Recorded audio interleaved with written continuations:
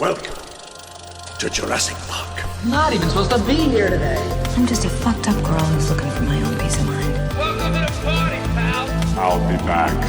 I'll have what she's having. Death has come to your little town, Sheriff. You can either ignore it, or you can help me to stop it. All right, Mr. DeMille, I'm ready for my close-up. Hello, I'm your host, Jim McLean. Welcome back to another episode of More Than Pixels on a Screen, a podcast brought to you by the Banterflix movie review website. There will be tangents, there will be spoilers, but we know that's what you're here for. So as always, on this recording, I'm joined by my lovely co-host, Adam Neeson. Jim, Boston makes me feel good.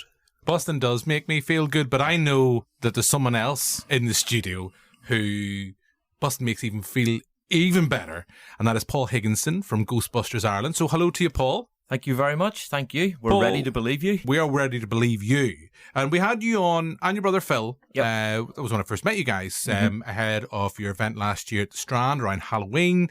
From what I saw from the photographs, I was hoping to get down, but just stuff when we were on the festival at the same time. It just got in the way. Yeah. Photos looked absolutely fab.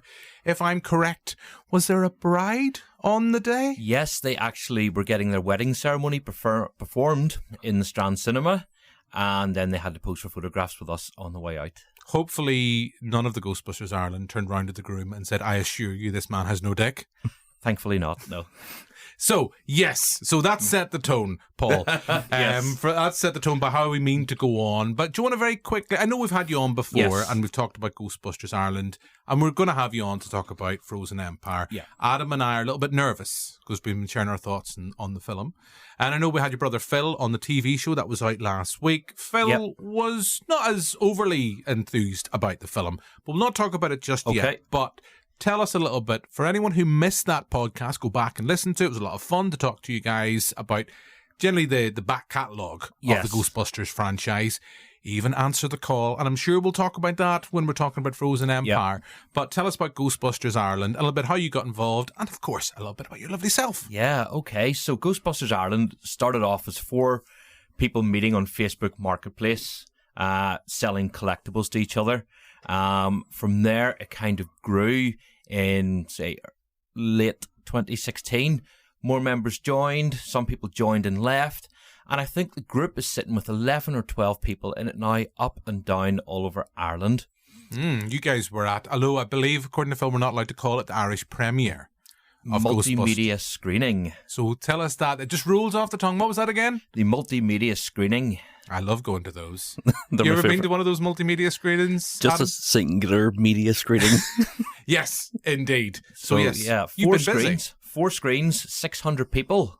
And we done our check handover to Heart Children Ireland for our fundraising from last year, which was fantastic. We mentioned this in the TV show. Yep. I hope it made the cut, but just for fill our listeners in, how much have you guys raised? 6,300. That's amazing. And we're off to a great start already this year as well. That's amazing. And you were mentioning you've got a couple of events coming up. Do you want to... We are working through a few things that are still classed as top secret at this point. But in September, we are going to be doing a charity stair climb in the Europa Hotel in Belfast. So the Europa is 12 floors tall, and we're going to climb it twice, which is the equivalent of Dana Barrett's building in the original Ghostbusters. In full kit? In full kit, with proton packs. Suited and booted. Now, Paul, I've got a wee workaround for you. Yes. Because I don't know about Adam. Adam cosplays, I know as well. I don't really cosplay. But I could join this because I've got a Ghostbusters costume. Okay. And it would be perfect for running up and down those stairs because it's only a wee blow-up inflatable pack. I can lend you a proper pack. A hero pack. No, you're all right. I think because I still think I'm in full kit. Okay. If you want to join us, you'd be more than welcome. So just to give us an idea, how heavy are those packs? Between 15 and 20 kilos. So I'm currently rebuilding my brother Phil's pack at the minute, and I'm just packing in little bits of breeze block here and there just to make it heavier for him. I know as we record now, it's maybe early, but how are you planning to train and prepare for that? Rocky music on the headphones. Ghostbusters music on, hopefully 80s style montage, and we'll just arrive and we'll be fit for it. Fingers crossed. Yes. Adam, you think you'd be up for that? I'm going to wear my real Ghostbusters plastic Proton. Is that okay? Yep, the Kenner pack's good. Yeah, it's good. We all had those. I have one in the attic at my parents' house somewhere. I have along with other various Ghostbusters memorabilia. So yes, so fantastic. That to look forward to. And as I always say, shameless opportunity to plug, because Adam, not all our guests. We've had Brian Mulholland. We've had Dr. Nicole Hamilton in. They didn't bring us any merch. Nope. Did you get any merch from Nicole? No, but I got a kiss from Brian. I got a wee kiss too from Brian. But you've brought us, and we'll take some photos of this. You've brought us in some lovely merch. Yes, of course. So again, can people get this anywhere? They can purchase that off our website, ghostbustersireland.ie. And we have worldwide shipping on all of our merchandise as well. So the pins are strictly profit-free, like our organisation is. All money raised is going to Heart Children Ireland. Fantastic. So that's that. I think, as we've got a lot to talk about, and I know we will want to move on and we'll want to talk about Frozen Empire. So without any further ado, let's move on with you and let's talk a little bit about some banter. So, Adam, yes. What's been going on in your life since we were last talking? Because of course, this is the banter of the non-specific kind section of the show, because we don't want to infringe on any other podcasts that have the name banter. Yeah, so I don't really have any banter. Working man, Jim. You are. Got my first paycheck. Oh. This isn't my first job in like 30 years. That'd be ridiculous. But now that I have a bit of cash, I get a fresh-faced 30-year-old just being like, walking out to work, carry on my wayward son, just playing there. I'm going to go and make it. I'm going to go make it, Mom. I'm going to make it, Dad. Now that I've got a bit of cash, I'm thinking, should I buy a camera and, because I make movies, improve my quality of movie making, or buy some tattoos? Or start up an OnlyFans and use your camera to pay for the tattoos? Jim, no, you're fucking, that's where you're the money-making man. Yeah, see, that's where my mind all straight away went to. Because, of course, classically chronicled on this podcast, my feet are back in service after having a bad few weeks of work. But, if you want to join my OnlyFans, it's £17 a month. I can do a Ghostbusters theme one. That'll be good. It's, would be playful, just a proton pack, just playfully hiding your dignity. I would do the whole, Ray ghost sequence, just with my eyes crossed, going, oh. Can I talk? Actually, I was talking to a friend about this, and I know this is getting very naughty, and I can already sense from Paul kind of going, "This is not what I signed up for. This is not what I signed up for." But I would imagine that would be a very weird experience. Because it's hinted at from the very first Ghostbusters movie, that famous kids movie, where Ray gets a happy kiss, we'll say. What's hinted, heavily implied, a happy kiss from a being of a supernatural entity. And I want to be rude from the get-go. At the moment of completion, surely we're all men, our own ectoplasm of our own kind would just shoot through that spiritual. It would be the same. You could apply the same physics as Slimer. I love the way he's good at physics. You could apply the same physics as Slimer eating food. Okay. So what happens if Slimer eats food? Just falls through. No, it stays. Well, yes, traditionally in the 1984 film it goes through him, but in Frozen Empire he ingests a pizza and it stays in him, and he's also able to pick up Cheetos and eat them. Yeah. So.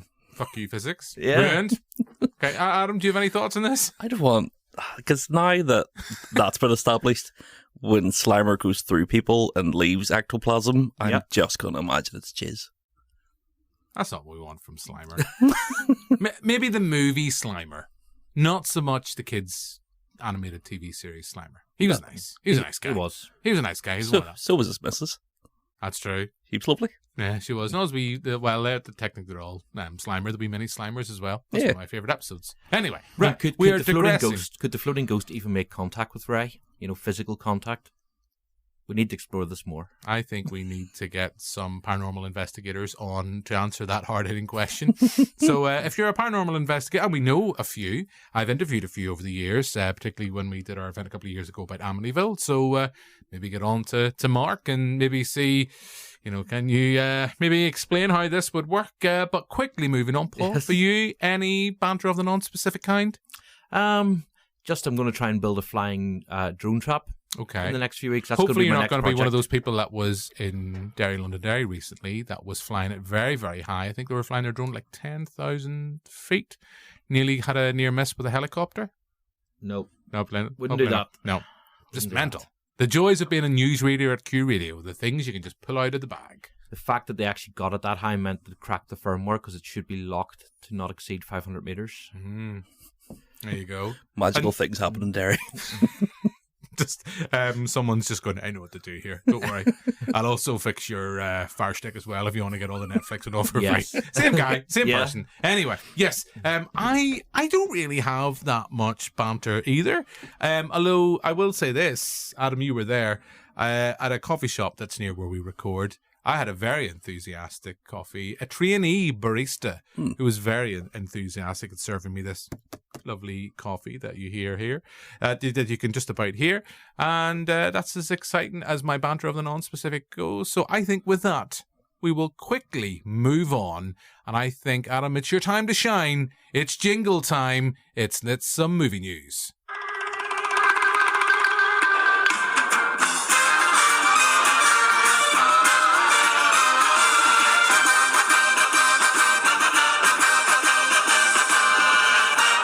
We have read the internet and now we're going to tell you about it. Yes, we have indeed read the internet. So when I was coming in, I was kind of thinking trailers-wise. Last week, I know we were talking about Alien Romulus. Since then, we've had the trailer for, I refuse to call it Beetlejuice. It's Beetlejuice 2. Because Beetlejuice. See there, it's already happened. Said it 3 times, he's going to appear. The juice will indeed be loose. That trailer broke last week. We didn't get a chance to talk about it. But just today, as we start to record, we've also seen the trailer for the new Bad Boys movie, Ride or Die. So we have Will Smith and Martin Lawrence are back. A lot of Martin Lawrence in that situation. And hopefully Will Smith won't slap anybody.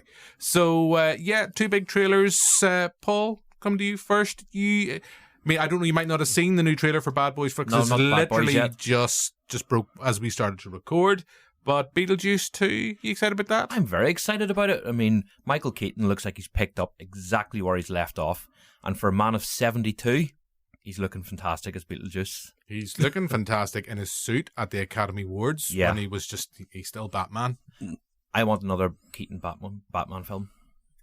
Well, there is one. One was made, but Warner Brothers have just decided to scrap it somewhere with that pesky Batgirl, But yeah, like you, I mean, okay, we'll not digress too much already, but we've had the Flash movie, which was disappointing.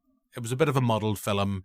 I would have loved to have had more Michael Keaton. Yeah. And that actually has been one of those things between that, it's made me think that, maybe I'd like to see Burton back doing a Batman movie. I don't know. I think that it's come full circle now where we've had all the over-the-top stuff. It would be quite nice, but then we're going to have the Robert Pattinson Batman. I know Adam has his theories. We're going to have the Robert Pattinson Batman. We're apparently going to get another Batman, an older Batman within this new universe that we're setting up that we're going to have with the new Superman, etc. So I don't know if we need just Batman galores with Jokers galore. There we go. Getting a reference there for Adam. But we weren't talking about Batman. We're talking about Beetlejuice. I know. And I am nervous about it because the trailer doesn't give away a lot. There's certain cast members don't look like they're coming back. Some probably I can imagine from legal point of view. And surprisingly, even at that point, I'm not talking about Alec Baldwin in that sense. Certain characters not coming back. We do have Jenny Ortega, who you just feel like she's born. She's been constructed in a lab somewhere to work with Tim Burton. And a bit like kind of Christina Ricci and probably Winona Ryder when it's just like there's a lab somewhere where Tim Burton says like, this is the type of actress I want. She looks perfect for that role. As I say, trailer doesn't give a lot. My only concern is, and I'm guessing that's not, that for so many years they tried to get Beetlejuice Goes Hawaiian off the ground, which just sounds, I've read loosely about the plot for that, the clues in the title, and it just sounded awful. This doesn't look like it's going down that front. It looks like it's going to do something different. But I've read that Tim Burton seems to have had an absolute blast on this. They've tried to do as much practically. Michael Keaton's having a blast. So it could just be a sense that Tim Burton needs this. And it could be because I was looking through Tim Burton's back catalogue. you look at the so many hit rates at the start.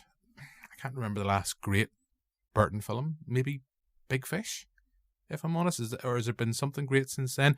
I know there was the Miss Penguin's School for Paupers or whatever it was called. Peculiar Paupers.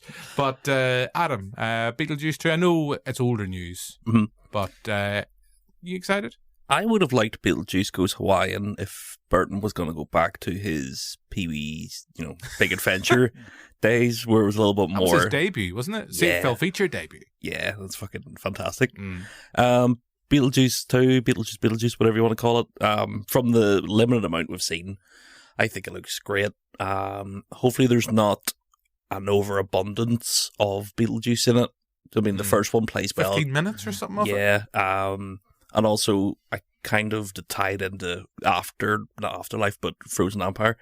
It'd be fun if it took a lot from the animated series of Beetlejuice. I was going to mention the animated series. It was brilliant. I loved that show. Yeah. Great theme tune. Well, it was Danny Elfman as well. But to tie it into Ghostbusters, are you a fan of the Universal live show where the Ghostbusters would fight Beetlejuice?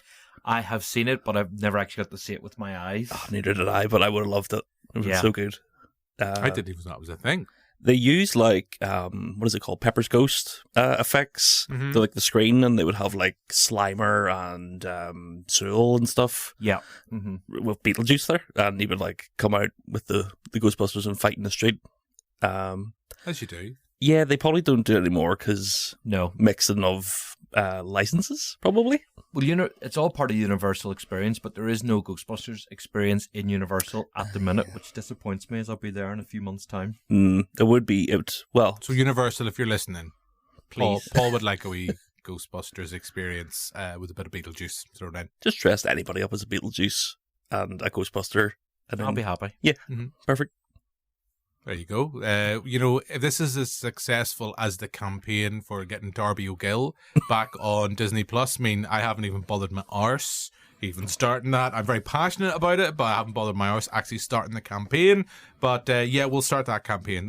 So Darby O'Gill, and then get Ghostbusters experience for Paul in Universal. So make it happen, people. There's bound to be someone listening somewhere that knows the top execs. They're always listening. Empire Magazine always talk about that. Oh, you never know who's listening. It's like, yeah. We actually had... don't think it's going to be Jason Reitman. No, you never know. You never know. We had an email this week from a Robert Iger. Yeah, I've heard good things. Yeah, it's but yeah, movie news. But I know you haven't seen it. Are you a fan of the Bad Boys franchise? The last one I saw was the second Bad Boys, and it's just because I haven't really had time to sit down and watch them. The first two films were very good. Yeah. The first one I love. The second one is just too long. It's just we have so much money left over in the budget. Let's go to Hawaii. Beetlejuice might be there. It's not Hawaii, it's Cuba. Sorry, they go to. So, I don't know, maybe Beetlejuice might be there. I don't know. Maybe he's changed his political leanings and he's went to Cuba. I don't know. The third one I quite like because it didn't have any of that leeriness that is prevalent in Michael Bay's work. And it was shorter. And I'm only looking at the trailer for this. It looks like it could be fun. I was worried, and I still think they could do it. The Bad Boys movies post 2 definitely seem to be going, we'll do what the Fast and Furious franchise. We can bring people back and we'll have these cameos with small roles and they'll be back. And maybe we'll have villains that will become good. I don't know. I'm actually looking forward to it. I'm not going to lie. I have a soft spot for Will Smith, which is where he hit me a couple of years ago. But I think it might be fun. I don't know. Guys, I'll broaden it out. Any other movie news before we move on? Scarlett Johansson's reported to be coming in to reboot for the next Jurassic Park film. Or Jurassic World film. Yeah, I'm intrigued because this is meant to be going soon. It's a bit like the next Spider-Man movie as well. Everyone seems to be in a big rush to get this made. And they were going to call it Jurassic City. Oh. I read a rumor about that last week as well. Jurassic City was rumored as the name because it's going to be a continuation, but I don't think Chris Pratt and stuff. Yes, that's correct. Are coming back. I don't think he'll be there. Bring Sam Neill and Goldblum and Laura Dern back. Give them something to do better than the last film, and not have to fight big, oversized, giant moths. Was that moths in the last one? Yeah, Fallen Kingdom with the crops and stuff. Yeah, terrible. Big or was it locusts? Locusts. There we go. That's why I'm not a vet. I can't always getting my moss and my locust confused. Look, I'm a man of a certain age. Like, I should have put this in the general banter section. I got very excited this week at Q when I went in for the breakfast show and I said, guys, we've got all our hard-hitting news. There's been all that stuff, horrible stuff that's happened in Baltimore. There's all this stuff going on, murder, death, and destruction. But guys, Timmy Mallet was in Belfast. I saw that. Timmy Mallet was in Belfast, and three faces looked at me, and I was like, I know what the next question is going to be. And someone just went, who's Timmy Mallet? Oh, come on. And I just like, I wanted to come in and say, well, hey, I wanted to come in and say whack-a-day, or even start singing about my teeny weeny itsy bitsy polka dot bikini. But no one knew. So I don't know. Maybe, I think by this time this pod has went out, he will have left Northern Ireland because he's cycling across the UK. Sent a photograph of him at Stormont earlier, looking very wet and cold. He's cycling across all of the UK as part of an awareness campaign to encourage people to reach their potential. So that's why, we're here doing this podcast. And it's all in memory of his late brother. So fantastic. And I don't really know how I got on to Timmy Mallet from that. We were talking about Jurassic World, and maybe Timmy Mallet should pop up in the next Jurassic World. Scarlett Johansson, Timmy Mallet, Put on the Jurassic poster. World, and as long as the special effects are better than the last time, that's what I was going. I have a nostalgia for the Jurassic World franchise because Jurassic Park was 93, 94? 93, I think. 93, 94, it was out. It just hit me right at the right time, literally over the face, a bit like Will Smith, and just loved it. I loved it ever since. And funny, last year it was back in cinemas for its anniversary, and other than a few small issues with special effects, they hold up better than Fallen Kingdom, where it just looks terrible. Adam, you up for another Jurassic World? So we can maybe get some more Chris Prating? Johansson? I've been burnt too many times. But I like in Lost World the idea of the dinosaurs coming to the city as a sort of homage to King Kong. Yeah. So if they wanted to do a King Kong-esque Jurassic City. We might be talking about King Kong next week, so. Or what? Yeah, it's out in cinemas. It's out. Yeah, it's out this week. King Kong versus Godzilla, or King Kong and Godzilla now. They're mates now. Oh yeah, I thought we were going to do the Jeff Bridges one. I can tell my story again about me having a nightmare about the King Kong ride in Universal. Oh yeah, you should. But yeah, I'll watch Scarlett Johansson in anything. Not to be like, ooh, but like, I think as an actress, she can't really do much wrong apart from Ghost in the Shell. Yeah. Well, that's not even her fault. No, it's just a casting issue. Yeah. But then again, it's like, would you be better? Do you know what? Actually, I didn't realize Scarlett Johansson did. This gives you an idea of the mental level I operate as a 42-year-old. I was trawling through Paramount for something to watch, and I decided to put on the SpongeBob SquarePants movie, and I forgot she's the voice of Neptune's daughter. Oh, yeah. She's also in... She's a goofy goober. She's in Eight-Legged Freaks. Yes, she is indeed. And Home Alone 3, the best Home Alone. No. Your wee man gets his winky stuck in the toilet seat. Adam will fight you on this, by the way, just so you know. Yeah. He will fight you on this. I don't know if this, it's with everything. If the script is there, my concern is that if they've already set the release date and they're rushing to find directors and cast, etc., I just hope it's not going to be a case. Okay, I don't know, maybe a month for a shoot, depending on the kind of the story it's trying to tell. It's the special effects. If you're going to rush them and they're going to look shit, like Fallen Kingdom. There's a sequence in that film where there's a raptor, and it literally looks like, and this is again an insight to what a child I was. I used to make like a cardboard box and put some cellophane over it, and then cut a hole in the bottom of it, and used to like pretend, because I don't know why, but it was like playing Jurassic World. So, because I didn't have toys. I had toys eventually, but I didn't always have toys. And it looks, my little cardboard raptor coming up through a cardboard box looks better than the special effects in Fallen Kingdom. I think we might be in good hands because it's Gareth Edwards directing, and yeah, that's true. That is true. The creator, for what you think about it, the special effects in that were incredible. But also it is Universal, and they're just pumping it out because they want money. So fingers crossed. We never know. Fingers crossed. We'll have to wait and see. I think that's a lot of movie news. So Adam, as always, it's the feature the nation is talking about. So I think it's time for a bit of Back in Black. Well, Jim, people are going to have to wait because I had a bit of an emergency this week. Scylla had to take a seat in the back burner. I don't know if this is good enough. Well, trust me, because there's people who've listened this far, about half an hour into this pod. They're only here for Back in Black. I can fill one in if you want. I have one prepared.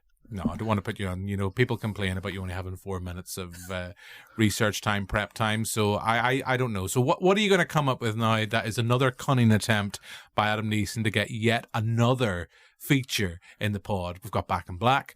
We've talked about potentially giving you Adam's hot take or hot thoughts. Hot thoughts sounds completely wrong. But yeah, so what's this new feature you're trying to sell us? Well, I had a phone call during the other night, from somebody that we've talked about on the pod. All right. Before. Actually, a family member of mine. Oh, might be an uncle, would it? It would. So, I record all my phone calls for good lad. Sex purposes. So I just want to play back this phone call. All right, I got from you'll figure out who it is when I play it.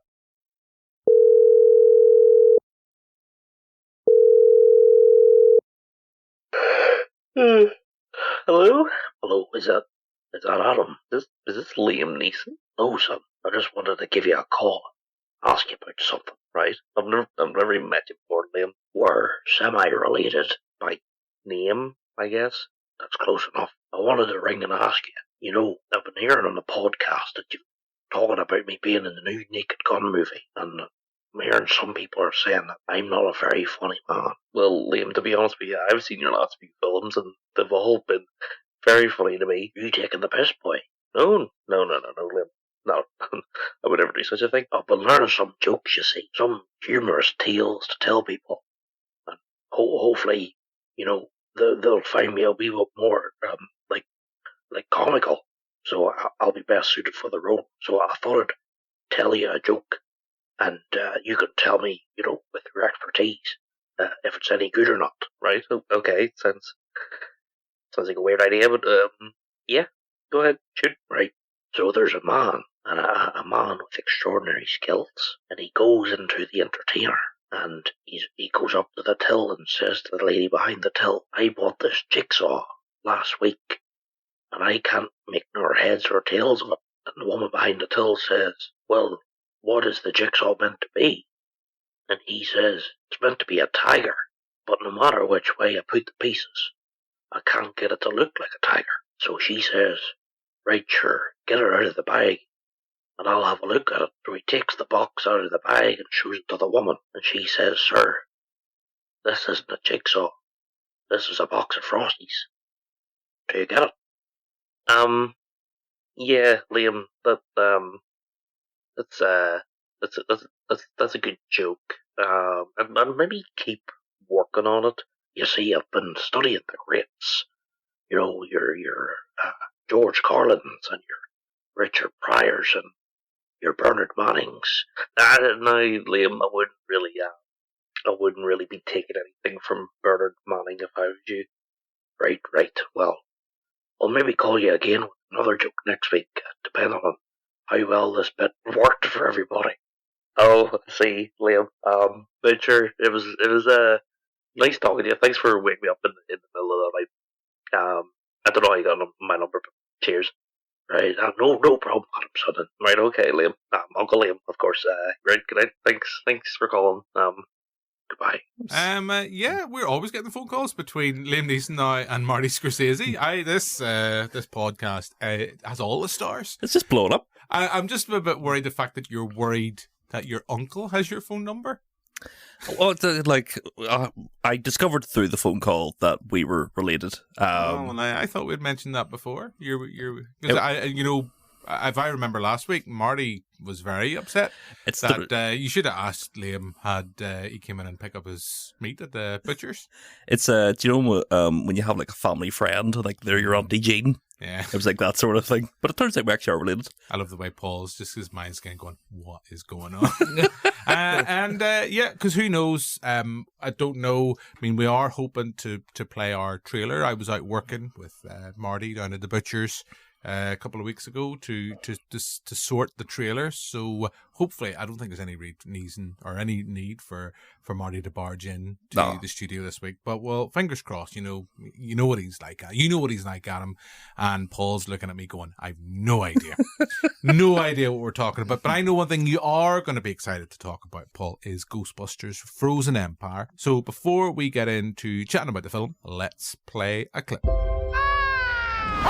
What are you doing? It's a nightmare. Disgusting. This city is under siege. Any ideas on how to fight an army of ghosts? Wait, do we even have weapons? We got loads of weapons. So cool. Welcome to the Paranormal Research Center.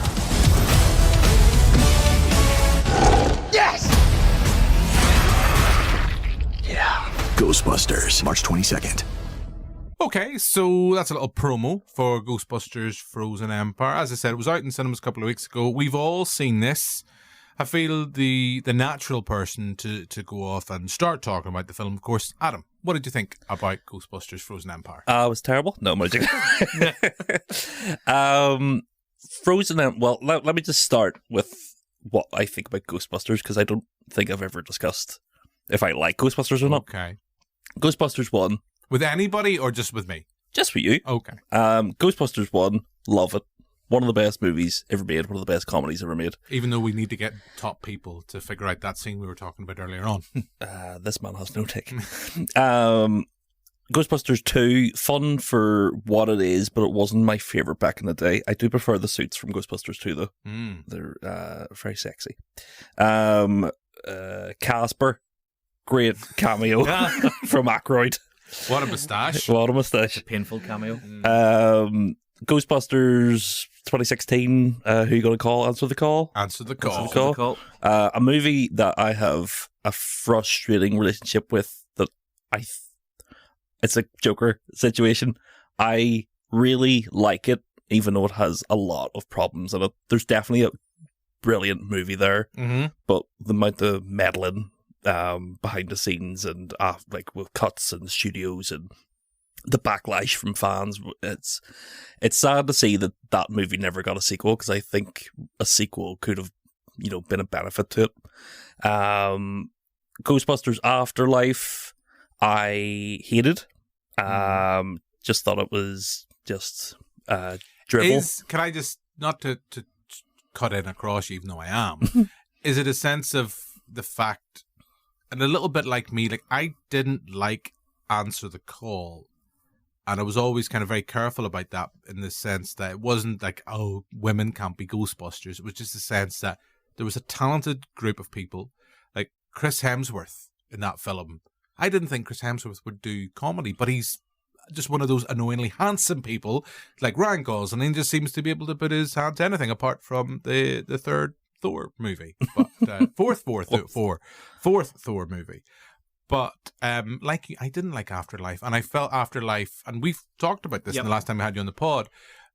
I thought Afterlife was fine until it got to the sense where it was like, right, we are constructing this so that someone like you, and I'm sure Paul, you were the same, you can't not have an emotional response to this film, because it's pulling on the heartstrings. It's Ghostbusters.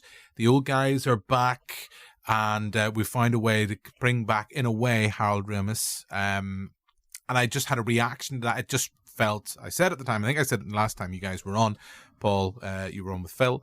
I think I said it just reminded me of that scene in Marley and Me, where you watch the dog die. And it's like, in any other film, it's like, you close the door, the dog goes off, and then you come back with a collar. And it's not that it's any less sad, but it's just that's a little bit of a dignified thing.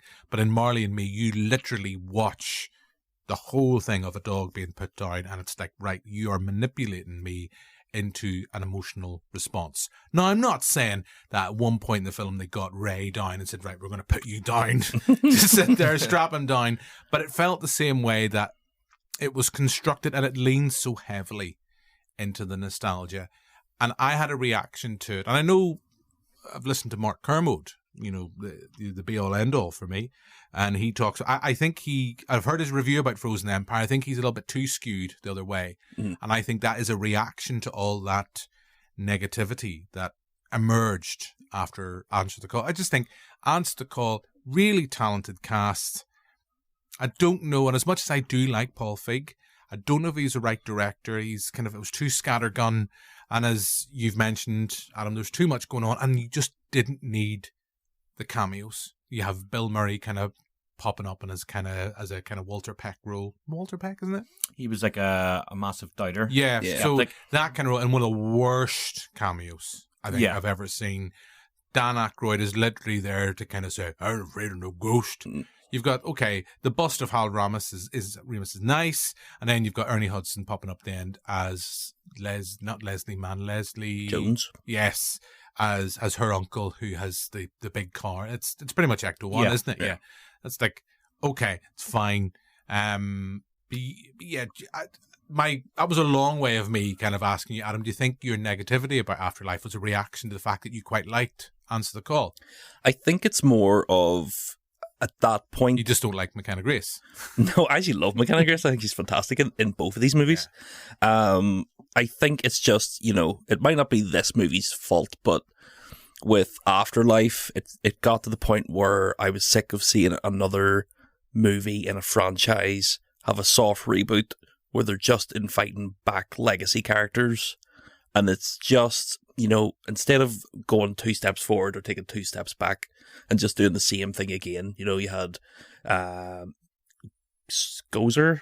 And it was Olivia Nunn? Olivia Wilde? Olivia Wilde was fab. Yeah. She looked fab. She, you had all that, you had them back. It was just too tied back. And then, of course, all the product placement stuff is just a niggle for me. Paul Rudd just turned up at Walmart. Like, even stuff like the Stay Puft guys, like the little Stay Puft guys, it's like, you're only here for Funko Pops. Like, there's no other reason for them to be in that movie. Now, with Frozen Empire going in, I was kind of not dreading it, but also being like, I really hope this isn't, Afterlife again. Yeah. And I think the main problem I have with Frozen Empire is that I'm really liking it. It's pushed forward. They've moved to New York. They are actively Ghostbusters. You aren't starting again. But it's at odds with itself, where it wants to be a sequel to both Afterlife and the original Ghostbusters. And for me, it's just too many things going on and setting up too many things. Like, I like Ghostbusters outside of the movies more at this point, like the video game, the IDW comic books, all fantastic. Video games, actually, Spirits Unleashed. Spirits Unleashed is fantastic. Like, that sets up a lot of lore that is in Afterlife as well. And they must have had an in with the development team, because there's some very nice effects that are used in Spirits Unleashed that are used in the film as well. Yeah, and it's like all that really, like, you kind of wish that there would be a Ghostbusters movie set in Chicago with a different team, and Ernie Hudson is like, I've got your gear here. But towards like the third act of this movie, it kind of, after so many characters coming in and going off and doing their own thing, they kind of come back to the firehouse, fight the bad guy. See, when they get their packs taken away, and then James Acaster just goes, here's new packs. I was just rolled my eyes. I was like, for fuck's sake.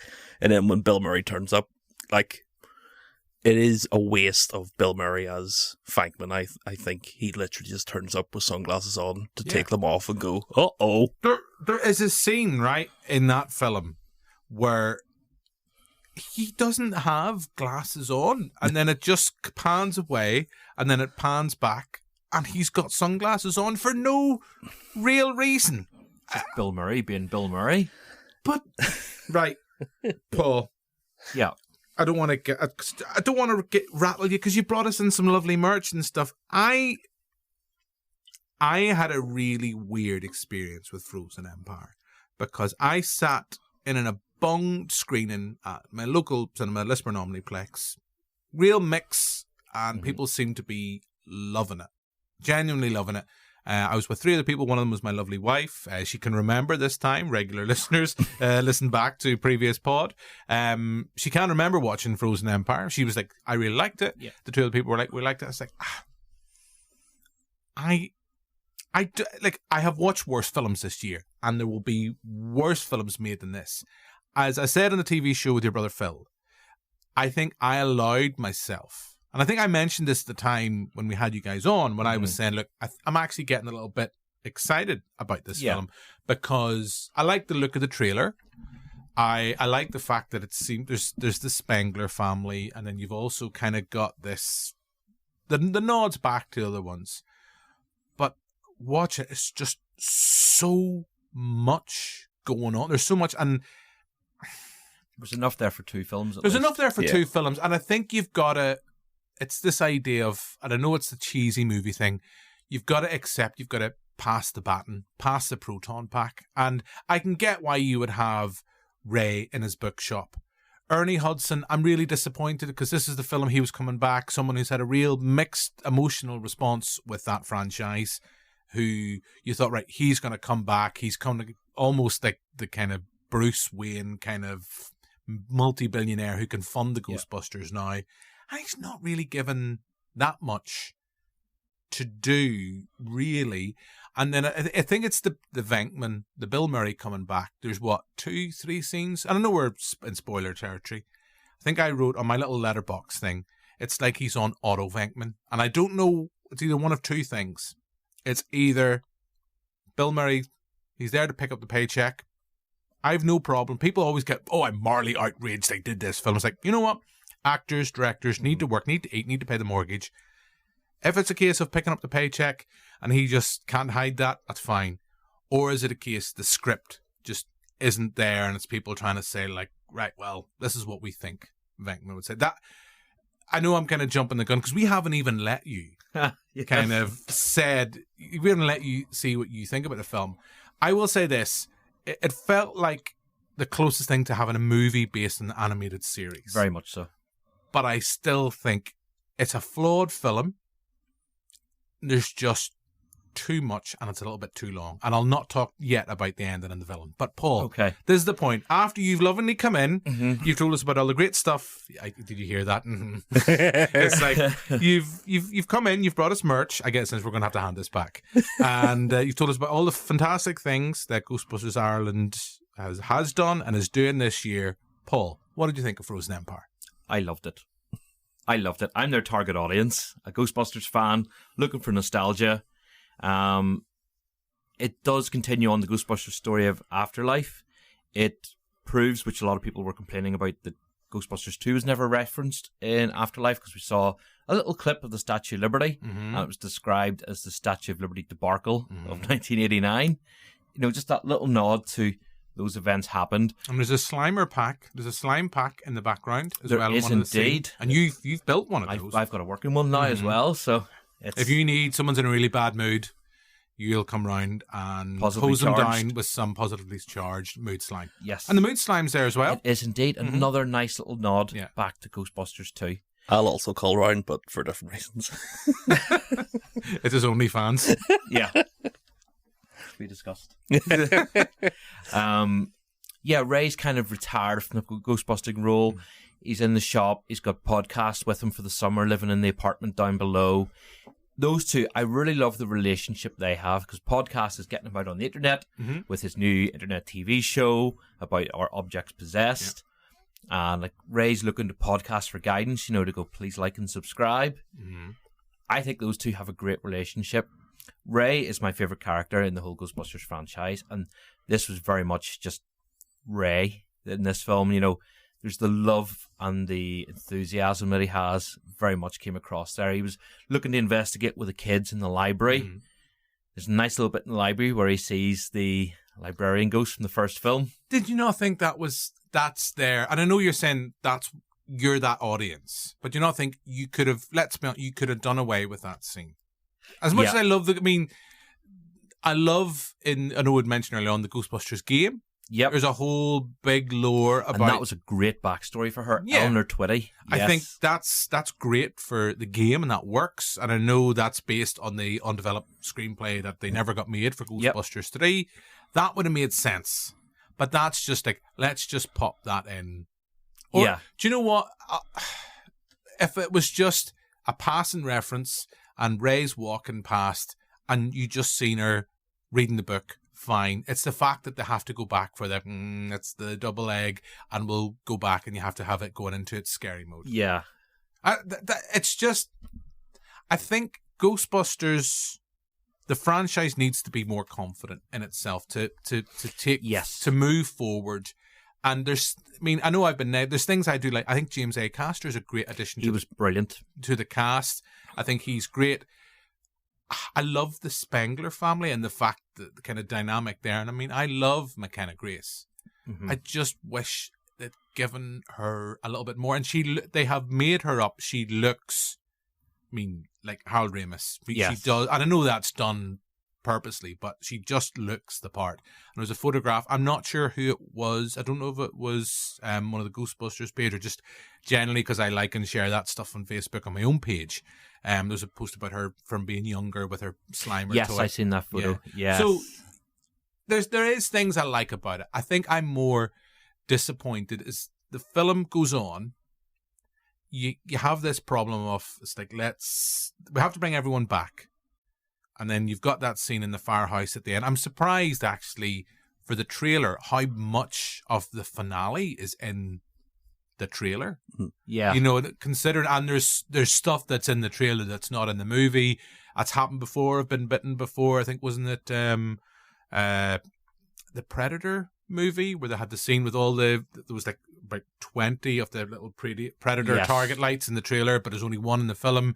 There's a sequence in the trailer with Paul Rudd getting very excited, standing on top of the fire station, and he's clearly fired at something, and you get the ho ho ho ho. That's my best Paul Rudd impression, and that's not in the film. Yeah, that's not in the film. And my other big thing, I think the villain is really underwhelming. I think the villain's underwhelming, and like, I know in the first one, Gozer's not really that much in it. Couple of minutes, Gozer's on screen. That's it. So we can't hit it with that. Vigo, let's be honest, when you're going to have a character that's voiced by Max von Sydow, you're going to have, gravitas. And I think that it's the voice people remember with Vigo. Yeah. More so than what he does.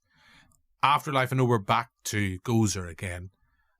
I don't know. I would have liked a little bit more of the villain being evil. It was, and I think, I'm not going to claim it. Is it your brother Phil's point? Although I had thought it. It's very MCU. The finale is very MCU, and I just kind of feel Ghostbusters could do and I don't mean that in a bit like Afterlife, a little story without having the world being at the future of the world being at stake. They could have dropped out the Melody storyline and done a completely separate film on that. Yeah. Number one, it could have been a relationship between her and McKenna Grace, because whenever McKenna is a ghost, you think the two of them are going to kiss. And also, it brings into question the morality of busting ghosts, because here we have a ghost of somebody died in a fire, and they've very much still got their conscience, and they can talk. So you could have like a movement against the Ghostbusters. Ghosts have rights too. See, if I was a clever screenwriter, I'd be looking at this could be an idea for the next Ghostbusters movie. Yeah, exactly. So that whole Melody story could have been a separate film in itself, I think. I just would like more of the Spengler film. Like, I know we're in spoiler mode. There's just a little throwaway line. And I think I will also throw in a caveat for things I like. Paul Rudd is having a blast too. Yes, he is. Paul Rudd is having an absolute blast. He's just having a lot of fun. Of course, he's doing the bus and makes me feel good. All that kind of stuff. But his partner isn't really given that much to do, really. McKenna Grace is in their mum. Yes. But I do love in the closing moments this kind of like almost throwaway sequence where it's like McKenna Grace's character calls him dad. Yeah. And it's just it is a sweet moment. I just think you've got to bite the bullet and say, right, we have to have the focus on the Spengler family, as opposed to trying to bring everybody. And it's not to say I don't like Annie Potts being there, and I think that Annie Potts suiting up is great, but we knew that from the trailer. Yeah. That it's a disappointing film. And come back, I mean, Adam, come back to you. I just think the villain in this is a bit underwhelming. It's the world at stake, the Ghostbusters, and the Twisted Fire Master. The Twisted Fire Master can only step in to save the day. I think the whole, weirdly, ghost aspect of this movie is the weaker side of it. Like, if Melody was sort of the, human version of the bad guy, you know, you could link those stories together. But when they go to the Ernie Hudson, James Acaster, lab, and they show you all these fun ghosts, and there's a sequence when, the fields come down and the ghosts are going to escape, you think, like, all hell's going to break loose. Yeah. And it doesn't, and you're kind of just underwhelmed. Even, like, the ghost that's, like, the possessor is just a red dot, and you're like, is my cat going to chase this? One of the, like, moments right before the credits that I was like, that sums up Ghostbusters as a franchise for me at the minute, is when Walter Peck is tell them off, and someone in the crowd calls him Dickless, and it's like funny for the audience, but how would a random guy in the crowd know what was said offhand in a meeting 40 years ago? Unless he was at that meeting. Well, could have been the former mayor. Could have been. Can I just, on that note as well, like, things I felt was like, it's weird. Like, in the final moments, which is the throwback to Ghostbusters Saving the World, and they're coming out of the fire station, the first person out, I'm pretty certain, is Venkman. And it's like, okay, it's like, okay, from a staging point of view, it's almost like, oh, the old Ghostbusters saved the day, and the Spengler family. I know I'm maybe reading too much into it, but it's that sense of, like, we still need it. The Ghostbusters, like in Afterlife, the original guys, they showed up, saved the day. The Spengler family, they were kind of dealing with it, but they needed the old Ghostbusters. And in that final scene, it's like, wouldn't it be great? It was just like the Spengler family just coming out together, and it's like, guys, you've saved the day. Walter Peck coming in doing his thing, and then you have the other Ghostbusters again. That passing of the proton pack. It's just, and you had a theory. You had a theory that one of the Ghostbusters, particularly Venkman, was going to die. Yeah. I don't know how you feel conflicted about that. It's that sense of, well, we've kept them around, we can bring them all back for the next one. Yeah, and Venkman, or Bill Murray, has said that Venkman will return. Now, you're saying about the old Ghostbusters have to come first. They actually go out then and chase the Hell's Kitchen sewer dragon and Slimer, but it's the Spengler family that go, because Callie throws the keys to Trevor and says, let's get the car. I just mean, I know I'm being nerdy, it's literally that sequence when they're all coming out and they've just defeated, it's like, it's the old guard are coming out first, they're getting the fanfare, then the Spengler family. Yes. Yeah, I know what you mean in the sense that, right, they go back and they're like, there's the keys, you're 18 now. Yeah. You can fight. Yeah. And just on that note, the opening sequence in the present day is great. Yeah. The cold opening, no pun intended, in 1904 is great. And yes. I was like, that's kind of arcing back for me. And I know I say this, and I said this the last time you had on the pod, Paul, when in Ghostbusters 2, when the lightning comes out of the painting and it scared the shit out of me and I had to be removed from the cinema. That's scary. I mean, there was no real, like, the villain, I think, other than that sequence, isn't really scary. And the other thing, I think, it's not funny enough. And I don't mean Ghostbusters and his big mallet. Yeah, there is some jokes, and I'm saying this knowing that I was in a screening full of people, and people laughed at some of the jokes, and they laughed at the callbacks. Yeah, but I just was like, and I think it was Jonathan Cardwell, who used to be on this parish. We need to get Jonathan back on. Was kind of saying, he came out and his one little thing on Twitter was like, didn't these movies used to be funny? And kind of agree with them. But I think a lot of that as well was the SNL crew. You know, they were so used to ad-libbing, and Bill Murray ad-libbed so much, especially the first film, that they actually had to stop recording a few times because the crew just broke out in laughter. Like in the Cedric, and he says, "Good idea, we'll split up, we can do more damage that way." He completely ad-libbed that, and they had to shout cut because everyone just burst out laughing. But I mean, did you find it funny? And I'm not being flippant, but do you find it funny enough? You liked it. I liked it. But yeah, the thing is, what I find interesting is you like it, but you're still agreeing with us on all the things that we're saying. I never said I was agreeing with you. I'm listening. I'm acknowledging what you're saying. Oh, very politician answer. It's going to come right afterwards with a big fucking brick and be tired of us. It wasn't funny like Ghostbusters. Now, Bill Murray, he had his moments, like when he's interviewing the Firemaster and he's got the pasta bowl on his head with all the electronic components. He's throwing the pens at him. Yes, to get a reaction. I thought that was good because he's working out there's something going on. But Venkman being very unscientific with his approach. I don't know. As I said, it just felt like he was an Otto Venkman for me. I don't. Adam? Yeah, it's. You could see on paper how this could have been funnier. Like you've Acaster, Camille Nanjiani, Patton Oswalt, Paul Rudd. You know what I mean? There's a cast of 4 people. If they just made Ghostbusters and they were the 4 Ghostbusters, that would be a very funny film. You can imagine, but they're all just kind of given bit parts. I think Camille Nanjiani is the standout of the cast. He was very good. Of new people, even though the Firestarter... Twisted Firemaster storyline is a bit like just Deus Ex Machina, sort of. He can do it just because. And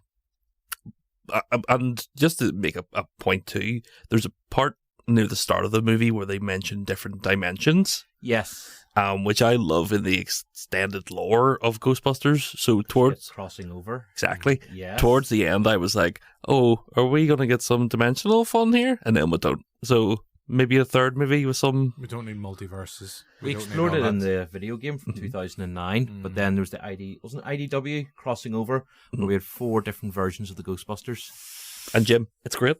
It really is. I'm sure it is. I'm sure it is. I am not... I know I've been really down on this series, and I have nostalgia for it because it was one of those films my dad and I watched together, and we're talking earlier on about Beetlejuice 2 and knowing anything else we've been watching. I recently went back and watched Beetlejuice, and I was laughing at it, and I was thinking, I remember watching that sequence with Dad. So I have the love for it. It's just... I don't know. And I don't know what I was expecting. I think because it hit all the marks for me of what I wanted. I didn't want something that was going to be focused on Gozer. We didn't get that. So that's a tick. I just think there's too much in it.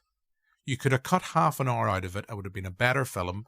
And I come back to, I just think the Ghostbusters, okay, I know they saved the world back in the 80s. Not once, but twice. I don't think I want the world at stake with the Ghostbusters. I think you can do something smaller. And a comparison I'll make, just because it's in my head, because Paul Rudd, it's like the Ant-Man movies. When you do the Ant-Man 1 and 2, and it's not the world at stake. And then when you get Ant-Man Quantumania, and it's like, right, we're going to do this whole big thing. It's going to move forward the MCU. Probably not now because of off-screen shenanigans. You lose the charm for it. And I don't know, it felt like their solution that Sony seemed to do is we can do the Ghostbusters as a Marvel kind of thing. And I don't think Ghostbusters needs to be that type of thing. Look at it with the cartoon. Every week, sometimes it was world ending, sometimes it was somebody getting stuck in a painting. Mm-hmm. But it's those small stories from Ghostbusters. The animated series, as I remember, like Ray getting stuck on the haunted wagon. Oh, the man who never reached home. Yeah, all brilliant episode. Those are the episodes that stay with me, not so much. I mean, I'm also the person who's obsessed with Stay Puft, and it's like, right, you only have these little guys in because you can throw little nods to Gremlins in. Yeah. Sells toys. I don't know. I mean, it's done well at the box office. They seem to be pleased. I don't know if it's underperforming. I know it's not getting great reviews. Outperformed Afterlife so far. it's not getting as strong a reviews as Afterlife. So I think we're speaking now, it probably will have made enough money to clean its face and make a third installment. I preferred it, The Afterlife. So did I. I probably, if I'm honest, even as down as I am, I probably preferred it to Afterlife just for that sense where it's like you've done all the heavy lifting. Like, I'm not going to lie, I was a little bit concerned at the start. So there's a sequence with McKenna Grace's character. She's off playing chess. And it's like, right, is this going to be... I was worried that was going to be Egon. Egon again. Part of me is like, okay, you've done... And I thought that was quite sweet with what they did in Afterlife. And of course, with how that ended, probably doesn't really make sense for him to be back. But then they introduce another character. Give McKenna Grace more to do. I mean, she does get stuff to do, but I think it's give her more to do, because I think she is an actor who, I'm going to say it, is in that caliber for me. Give her the phone book, pick a page, read it for me. You're going to grab my attention. Yeah. She can act. They could have done the Melody story across 2 films. Yeah. Melody didn't need to work with Garaka. Well, I guess, if you're going into it in the lore, the sense that, well, he can control the dead. Yeah. So she's kind of being manipulated. But then, is she being manipulated in the same way like we see? Yeah, what happened? Is she being manipulated in the same way that we see there's a sequence of McKenna Grace? And that is my other issue. It's so exposition heavy at times. It's like there's this sequence where they're like, oh, we can remove spirits from possessed items. Oh, one thing that's just going to come to my mind instantaneously right now for no apparent reason. Could it work on a human? This might come in handy later on. It's an interesting concept that they've opened up. It is, but it's just like, right, just show me, don't tell me. And just like, don't have me sit in my seat so that people who can't be arsed paying attention, or people who are watching a film on their phone and look at it, well, what the fuck's going on? Oh, she said that earlier on. Oh, that's fine. Be confident in your screenplay. I think the problem is Bill Murray, but that's the thing for me. Just, it needs a better screenplay. And isn't it Gil Keenan? Gil Keenan. Gil Keenan and Jason Reitman. Randomly, I'm getting a phone call from Tunisia. Hello, Marty. And that's not even preempted. Gil Keenan and Jason Reitman. I know they've worked in the screenplay as well, and it's dedicated to Ivan Reitman, which is a nice touch. But and the last one was dedicated to Harold. The screenplay for me just needs to be a bit better. But we are going to move on. Paul, let's finish on positives. Okay. Like in the original Ghostbusters, all you had was a few minutes of the proton packs. Mm-hmm. I mean, if you love the Ecto-1, if you love the jumpsuits, you love the proton packs, you'll love this. And it's nice to see that the Zedmore Industries are developing new tools. I mean, we have the flying ghost trap, which is on the roof of the Ecto. Give me a couple of weeks and I'll have one of those going as well. 10,000 feet. Hopefully not. Actually, can I just say, just on a positive note, there's a lot of Ecto-1 porn in this film. Beautiful. There's a lot. I've always said this, and I remember saying at the time when Answer the Call was out, even though it wasn't the real Ecto-1, but it was still their version of Ecto-1, show me that car racing through NYC in the streets, or even in Afterlife kind of going through a field, and there's just something, again, it's the nostalgia thing. Yeah. But there's a lot of, is Ecto-2? What's the bike? Still Ecto-1. Okay. Oh, no, is that Ecto-1 even in the bike? Oh, we never actually got a name for that. Ecto-C? Ecto-C, that's what it is. There we go. And I know you mentioned earlier on, Adam, Patton Oswalt, always worth a watch as well. Did you notice the little ADR line flub of his? I think he might have swore. Yes, and they've dubbed that over. Okay. Yeah, because it actually comes up as one of the warnings on the certificate for the film was implied swear words. Oh, really? Hello? For fuck's sake, hang on, guys, sorry. So this seems to happen every week. It's weird. Hello there, Jim. What about you? What about you? I'm here to do the trailer. We're done. Well, sorry, guys.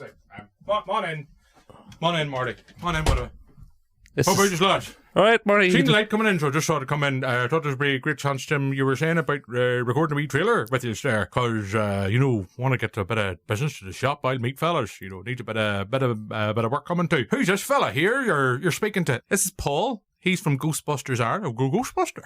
I'm indeed, sir. Yeah, Ghostbuster. Jesus Christ, I've seen some scary things in my day at the shop, but that's just Castle Street. Didn't see Adam. You're a strange wee cub, son. Marty. I was talking to your Uncle Liam. I hope you didn't mind giving me your number. Oh, is that where that came from? I hope you didn't mind giving me your number, but just want to know, like, what's this obsession with Cell Black? Well, Marty, be pleased to know that we didn't have a Back in Black section this week, unless you want one right now. No, I'm alright, love.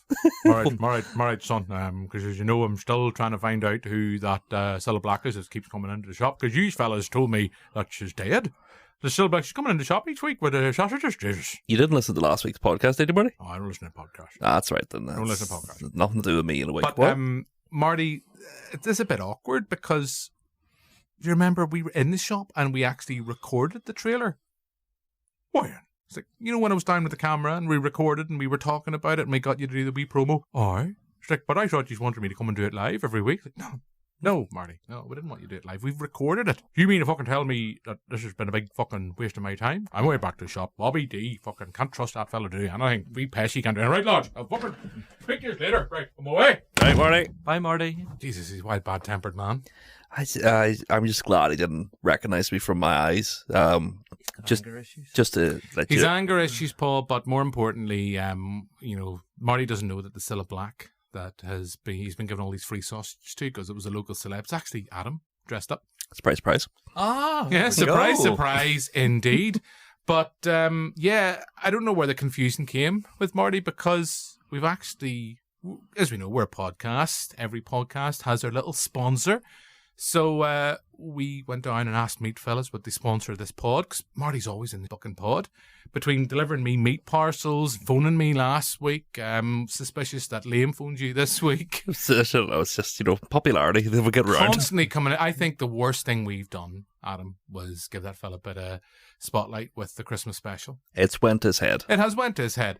But he's still our sponsor. So Meat Fellas is sponsoring. So would you like to hear our little promo we've recorded? Of course. Okay. So, sorry, Marty, you didn't need to come down for this because, as I say, we recorded last week. I think he was a bit of confusion. So anyway, here's a little word from our sponsor. Hello there. Welcome to Meat Fellas. I'm Marty Scorsese. No, not that one, but we are related. Now, I like movies just as much as the wee cousin in Hollywood, but there's one thing I like more, and that's great meat at fantastic prices. So come on down to the shop here in Castle Street. We've all the sausages, ribs, steaks, even those fancy kebabs and chicken vol-au-vent things, but none of that vegan shite. So, I'm Marty Scorsese. We don't do any of that promo code nonsense here at Meat Fellas. If you're listening and you want enough meat to get you sweating, get down to the shop here and just tell them Jim and Adam sent you. I think that's a good promo. That's a good promo. I think that is a good promo. I don't really know where Marty got confused and thought when we were recording it last week, I don't know why he felt that each week he thought he needed to come in and say that. Maybe there was a bit of confusion. I don't know. Well, to be fair, you told me filming that ad, it took 14 hours. Yeah, and that was just me. That was just me. Just before we move on to talk about anything else we've been watching, we've actually got a couple of messages in from people who follow Facebook, X, and Instagram. And we'll just read those out. So just here we've got Paul Rogers. I got a kick out of watching a live action real Ghostbusters episode, kind of like what we were all been saying. Yes. Hopefully it's just a start and they build on it, but the direction and script were a little bit lackluster. When I say I was like a real Ghostbusters episode, they literally could have squeezed the whole film into 30 minutes.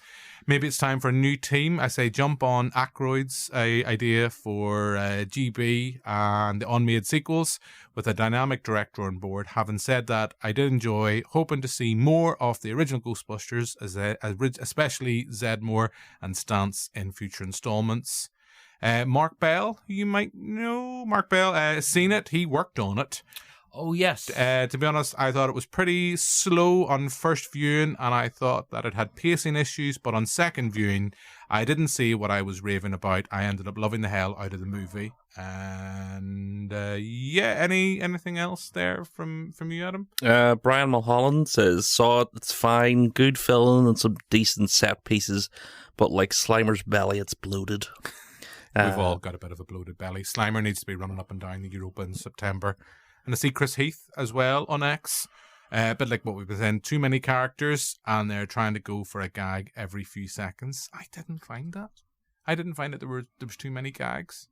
Not enough. Not enough for me, anyway. And I think that is that all our comments? I have the 242nd, Simon from the Brew Pill. Can they ever relive the magic of the first film? Lightning in a bottle. Yeah. It really was, I think the franchise misses a lot with not having Harold Ramis. Mm-hmm. Yes. Because the team of Aykroyd and Ramis, you had Aykroyd with his Bible of madness, and then Ramis to come in and be like, fucking throw this shit out and put some jokes in, will you? But you never know. You never know. Like we've all kind of said, and people have said in the comments, an expansion is kind of what's needed. A step away from the original film is what's needed. So hopefully if we get a third, that's what we can get. Ghostbusters Worldwide. What we need is more of the kind of fan movie Ghostbusters Chicago. Yes. Yeah. And those guys took on Freddy Krueger. They did. They took on Freddy Krueger in one. There's a great one as well by Ghostbusters Italia. Baba da Boopy? Yeah. Baba da Boopy, indeed. I haven't seen that. I know I've seen it. I've watched both. I think there's two, or maybe there's more of the Ghostbusters Chicago. It's just a couple of them. Yeah. I know I've seen the Freddy Krueger one. I've seen the first one that they do. A lot of fun. I think they're on YouTube. They are, because they're non-profit. Yeah. They're just fan movies. So yeah, positive things. So yeah, I think do we get to keep our stuff? Yes, you do. Yeah, he thought about that though, didn't he? He thought about that, Adam. Had to think for a second. He did. Right, I think we'll move on, wrap up the pod. So Adam, once again, you're up with the jingles as we just generally talk about what we've been watching. Big screen or small, we've seen it all. It's what you've been watching. Always makes me smile, that. It does. Paul, I know we've talked about Frozen Empire. Yep. We've talked other bits and bobs. Adam as well. Right, pick a number between 1 and gazillion. 7. Right, 7. I'm going to say 15. How many movies has Adam watched this week? It's been a hard week on me, so pretty much 6. You were close. You were closest. I started with A Bucket of Blood. Oh, the Roger Corman, brilliant film. Dick Miller classic. Yep. Dick Miller would have been good in Ghostbusters, but thankfully we got him in Gremlins. And then I followed that up with Deathstalker, the first one. Okay. Which is just a lot of boobs. Sometimes that's what you want.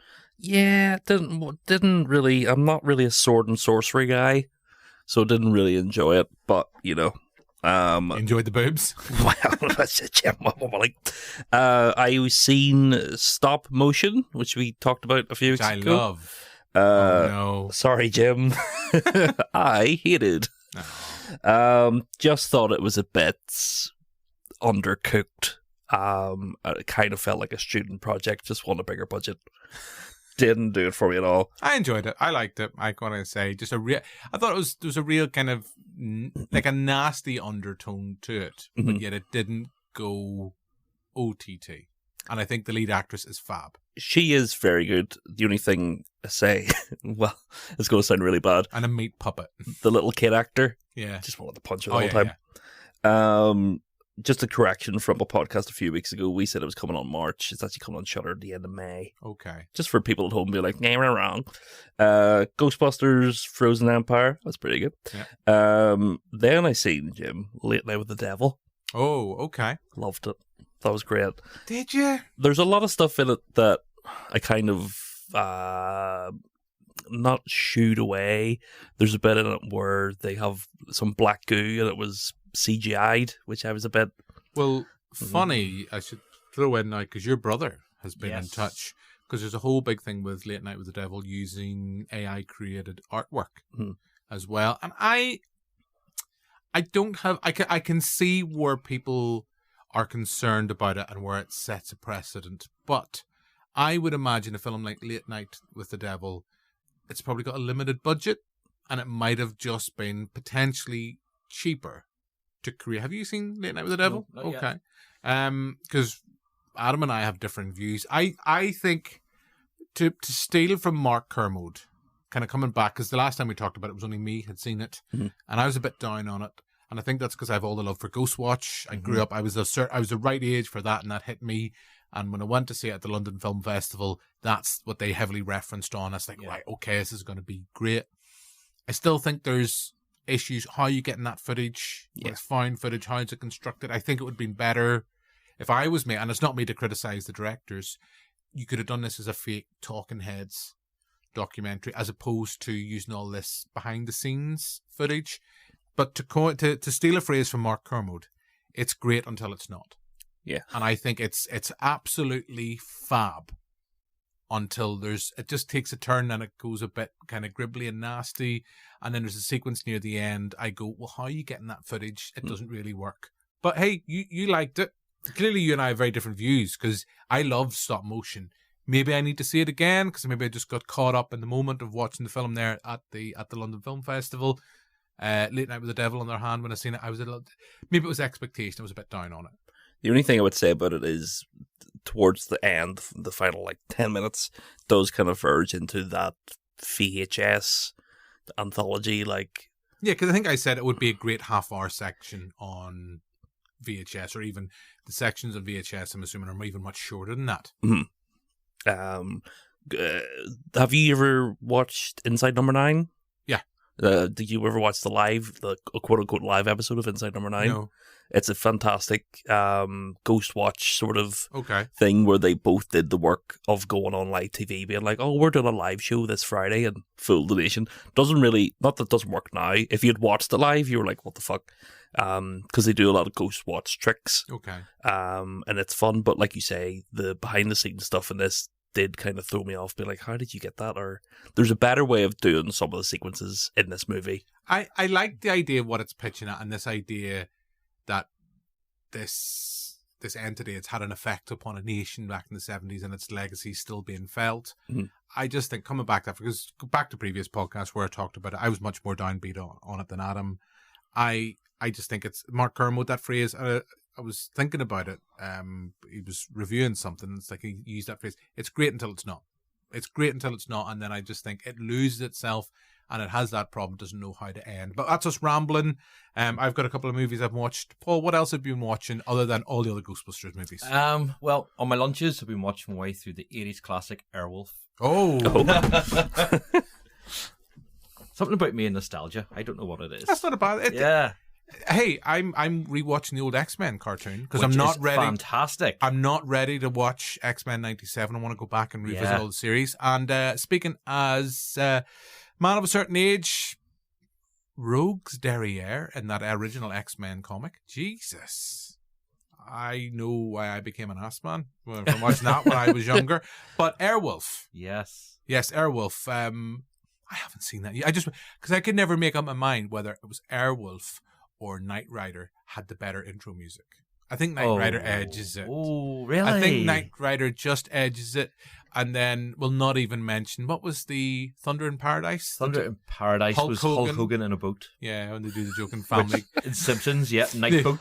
They do the joke. I think it's in Family Guy, though. It's like, there's always a fjord. Yeah. Or a canal. There's always a canal. Like, yeah, that's the flaw. But where are you in Airwolf? I've just started into season 2. So season 1 was quite dark, about espionage. Russians are the bad guys, spying. And then season 2, they brought in... Could make that now. Yeah. They brought in Caitlin as a female to try and get more girls watching. And there's a few lighter episodes along with some very good, well-written dark episodes as well. Okay. I am intrigued to seek out Airwolf because I haven't watched it. I haven't watched that in donkeys. But I just love the little theme tune. I think it's on Horror TV at the minute on Freeview. In terms for me, for movies, I think I've already mentioned this. I watched Beetlejuice because the trailer broke. It's like, right, I'm going to watch Beetlejuice here because I haven't seen it in years. And I'd forgotten, I think you mentioned this earlier on, Adam, like how little Keaton's on stage. I think reading on IMDb, which is of course the fountain for all movie knowledge, I think it was like 15 minutes of the film.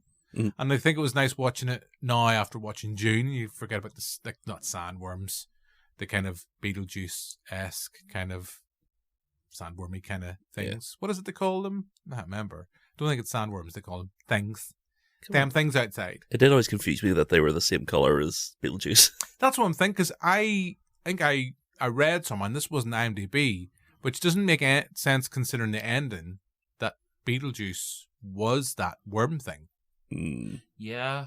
I think that, but then it doesn't really make sense when you get to the end when the worm attacks him. It's a snake eating its own tail, isn't it? Push my glasses up. Indeed. In terms of other movies, just for this, I haven't watched that much this week. For the TV show Frozen Empire, of course.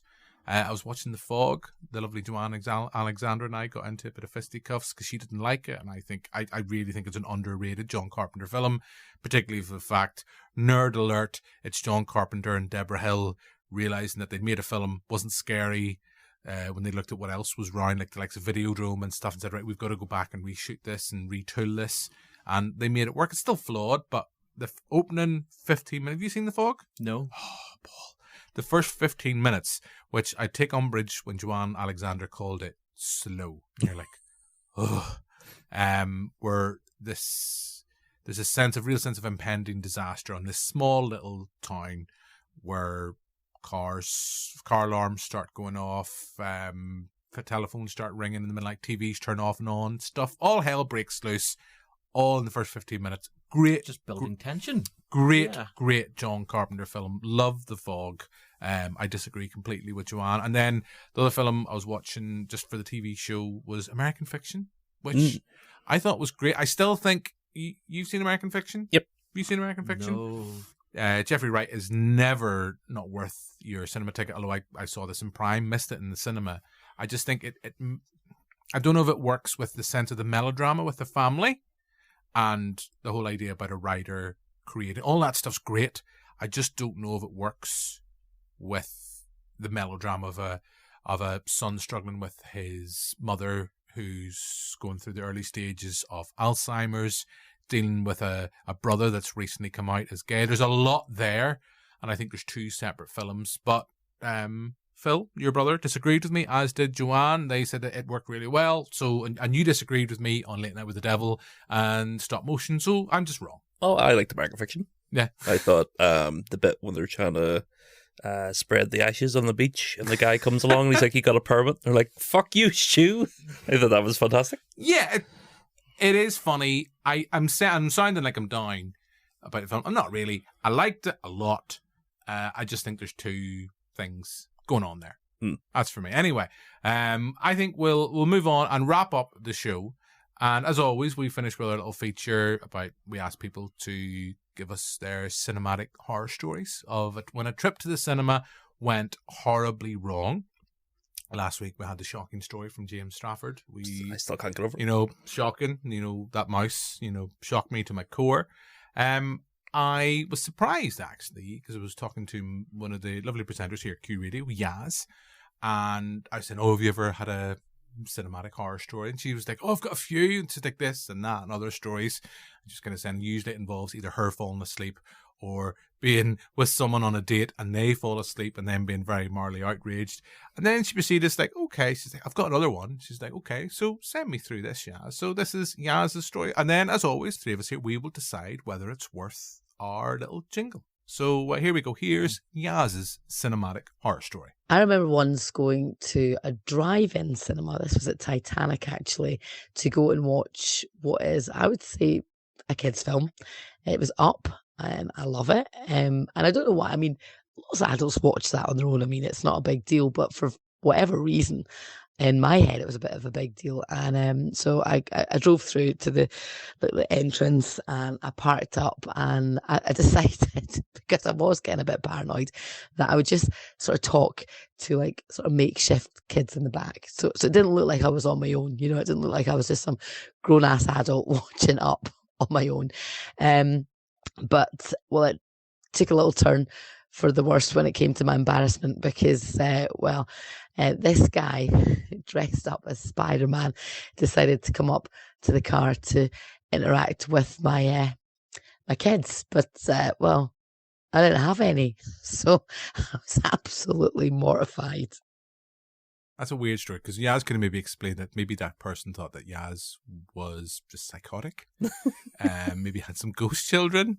So I love Yaz dearly. I do love Yaz dearly at Q Radio, and if anyone listens to Q Radio, they will know that's a quintessential kind of Yaz. Like, yeah, I'm not going to be with. I mean, there's absolutely nothing to go wrong on your own. Adults go see Up. Yeah. Yeah, adults go see Up, and adults sit in the cinema seat and cry. Within the first fucking 10, not even 10 minutes, 5 minutes of Up, you're just literally broken. So, have you ever done anything like that? Like maybe the only thing I can think about that, closest I can think of, maybe I've pretended to be on the phone. You know, when like people are, I know I'm a bad person, you know, when people are looking for charity and they're trying to stop you and you're like, oh, I can't speak, I'm on the phone. Talking, sorry, and then maybe you get scolded because then your phone rings and you're like, fuck, happens all the time. I don't know, would I go so far? I'm intrigued with that conversation with Yaz, how far she was kind of acting out that she had some imaginary kids. Because I thought when she first told me, I thought it's like, did you just pick up some kids? Did you just go around like the child catcher in Chitty Chitty Bang Bang? You'll do. But no, she actually sat fully committed in a drive-in cinema and was like talking to kids behind her, going, hey, well, you excited about the movie? And some poor wee spider. Imagine the horror in that guy's face. Just walking up to the car, dressed as spider. Good thing he had a mask on, because he'd be like, what the fuck is going on here? Or would it be better if Yaz had maybe brought some dolls? I don't know what's worse. Just brought some dolls and she was like, are we enjoying the movie, children? She should have gone as a single adult by herself with confidence. Yeah. And just rocked it. That's what I think. So I don't know. Let's be honest. We haven't really refused anybody yet. The doll is creepy. The doll. Well, there was no creepy doll, or was there? Maybe Yaz not telling the suggestion. Yeah. So are you gonna allow the jingle? Yeah. If there was a creepy doll? No, I'll allow it just in general because it is psychotic. Okay. Yaz is lovely. I want to clarify. Yeah. Adam, are you gonna allow it? Yeah, just because Spider-Man turned up, and I was listening to the whole conversation and going, right, okay, she's going to see Up, and then all of a sudden, and then Spider-Man turned up, and I was like, the story took a turn I wasn't expecting. Could you imagine Spider-Man just coming up to the back window, hey kids, and there's no kids there, and just kind of, I imagine him slowly backing away, just Homer into the hedge. Yes. So I'm slightly biased. So since I do love Yaz, I think, of course, since she's on the pod and she recorded that for us, I think I have no choice in the matter, but of course, to play. Jesus, that's awful. So there we go. So that's our cinematic horror story. We do ask people, get in touch and tell us our cinematic horror stories. I like the fact that they've moved away from sexual stories. It's only a matter of time before it goes back. It's going to come back from what we've heard from our Belfast cinema goers. Sex will rear its ugly head, as my late father used to say. So keep it clean if you want, you know. Or make her dirty. Get it good and dirty. Get her a queer monkey. And the muckier the better. The more mucky you're more likely to get on. So yeah, so that's everything. So all that's really left for me to say is thank you very much, Paul. Thank you. Thank you again for the lovely merch. You're welcome, guys. We will let you know. I love the way. Did you hear the way he said that? He sounds a bit menacing. This is like going, yeah, you know, I've given you this merch, but it's like you didn't like Frozen Empire, so it's through gritted teeth. No, what do you think? What do you think? Adam? It's just they've been laced with arsenic. Well, I'll find out until we go home. Yeah, he's gonna just, as I say, as we step out. I'm more of a ricin man than arsenic. We're gonna step outside of the studio, and the next month we'll have a wooden plank to the back of the head. Yeah, like your Frozen Empire now, you bastards. Anyway, yes. So, Paul, thank you very much for coming on, and Adam, as always, thank you very much. Hopefully, Back in Black's gonna be back next week. I can guarantee it, unless somebody calls me again. You never know. Your Uncle Liam, you know, he's getting as bad as Marty. He's going to be as bad as Marty. Well, if I could come up with another joke, then maybe, but, you know. We'll have to wait and see. You never know. So, on that note, we will bring the pod to a close. So, as always, you can find our back catalogue on wherever you find your podcasting fix. I know we've got in the new format, we've had Fight Club, we've had Joe and I talking about The Abyss. In a couple of weeks, you're going to hear Joe and I talking about the Terminator. We might be doing something special for Alien Day. We don't know yet, but keep an eye on our socials. And, of course, if you have any cinematic horror stories, drop us an email, info@banterflix.com. And check out the website, check out our YouTube channel, the back catalogue of the TV show. So on that note, I shall bid you adieu. We shall bid you adieu, and we'll see you again same time next week. Bye.